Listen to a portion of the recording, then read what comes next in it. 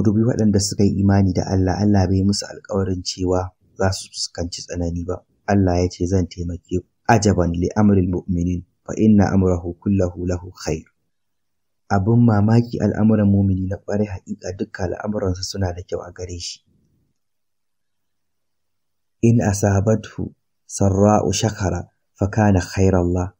Idan wani abu mai kyau ya faru, mumini yana godiya, don haka shine mafi alkhairi a gare shi. Wa in asabatu darra'u sabara fa kana khairallah. Kuma idan wahala ta same shi, ko ita ma'ana namiji mumini ko mace, to shi ko ita yana jure wahala. Jurewa na nufin haƙuri, kama kai da yin haƙuri, don haka yayi haƙuri. Amma har yanzu, don haka yayi haƙuri,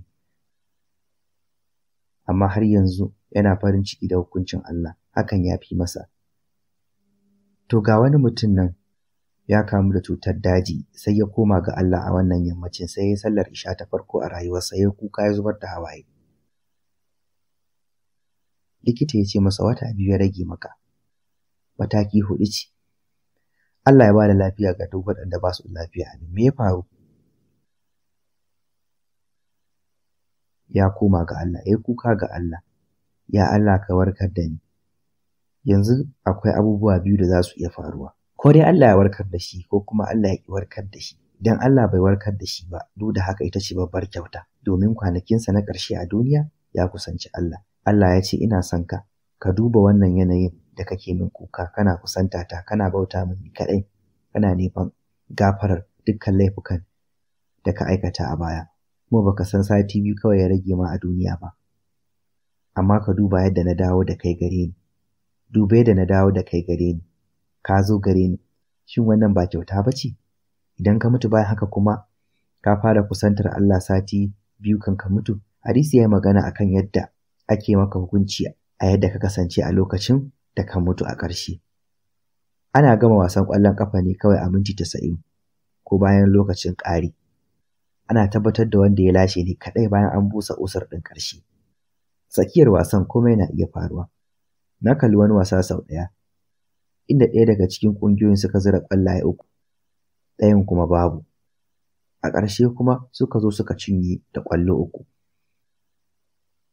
Jama'a kuwa sun yi murna matuƙa. Kun san wasan ƙwallon ƙafa ba batun 'yan wasa ake ba, ana batun magoya bayan. Sun fi 'yan wasan kansu murna, wataƙila 'yan wasan sun fi su kuɗi. Kun san yana bani mamaki yadda wasu daga cikin waɗanda suka fi kowa kuɗi a duniya su ne waɗanda za su iya doka ƙwallo kawai shikenan. Allah subhanahu wata'ala ya taimake mu. Na haɗu da wani yaro, na tambaye shi, ɗana, dama ina son yin haka, me kake so ka zama? Ya ce ɗan wasan ƙwallon ƙafa. Na ce ƙwallon ƙafa, to me yasa? Ya ce babana ya ce ana samun kuɗi da yawa kuma ba a buƙatar a je makaranta. Allah subhanahu wata'ala ka gafarta mana. Hatta ubanni suna mamaki. Idan ɗana zai iya buga ƙwallo shikenan. Haka wasu suke tsira daga wahala ta hanyar ƙarfafawa 'ya'yansu gwiwa da su shiga rayuwa da za ta iya kawo musu sauƙi. Amma ba su gane cewa ku gane ba wai ina sukar ƙwallon ƙafa ba ko wani abu, amma ina cewa 'yan uwana akwai darussa da za mu koya ko da a harkar ƙwallon ƙafa ne. Idan wasan yana da farko yana da ƙarshe, rayuwar kuma tana da farko tana da ƙarshe. Idan a wannan wasan burin kowa mutum shine ƙoƙari na tsawon mintuna 90 don zura ƙwallo a raga, to a rayuwarku ta tsawon shekaru 90 kuna buƙatar zura ƙwallaye da yawa gwargwadon iko.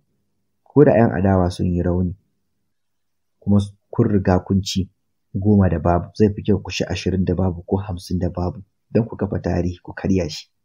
Na san wani wasa da aka yi, amma ba zan ambaci sunan ƙungiyoyin ba saboda ba na so da kunyatar da mutane, amma na san wani wasan cin kofin duniya ne.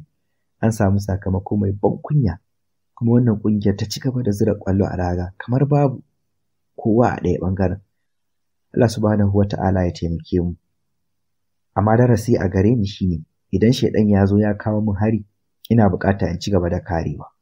Ina buƙata in ke ratsa tsaron gidan shaiɗan kuma ne ta zura ƙwallaye. Bayan na zura 3 sai na zura 4. Hakan zan ta yi. To haka ne zan tsira daga wahalhalu. Ina fatan bautawa Allah. Kuna jiran sallah ta gaba cikin farin ciki. Allah zai sauƙa muku duk abin da kuke fama da shi zai zama mai sauƙi.